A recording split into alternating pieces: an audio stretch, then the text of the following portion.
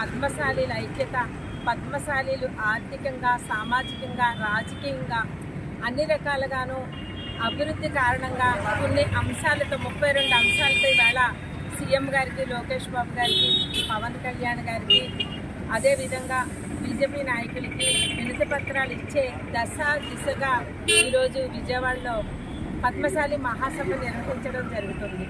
ఆ సభకు గాను ఈరోజు రాష్ట్రం నలుమూలల నుంచి కూడా భారీ ఎత్తులో పద్మశాలి కుటుంబాలు, పద్మశాలీలు కూడా ఎక్కడికక్కడ అందరూ ఈ కార్యక్రమానికి బయలుదేరడం జరుగుతుంది. ఆ నేపథ్యంలో తణుకు నుంచి కూడా పద్మశాలి కుటుంబీకులంతా కూడా మరి వేళ 3 బస్సులు, ఒక 10 కార్లలో ఈరోజు బయలుదేరడం జరుగుతుందని మీకు తెలియజేస్తూ, ఇది కేవలం పద్మశాలీల ఐక్యమత్యత, పద్మశాలీల గురించి, సాధికారత గురించే ఈ సభ నిర్వహించడం జరుగుతుంది.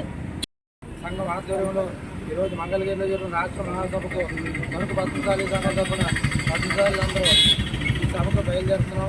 ఈ సభ విజయవంతం చేయవలసిందిగా ప్రతి పద్మశాలిని కోరుతున్నాం.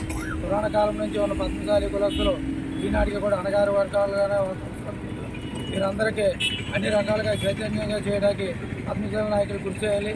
రాష్ట్ర నాయకులు సహకరించాలని కోరుతూ జై హింద్, జై పద్మశాలి.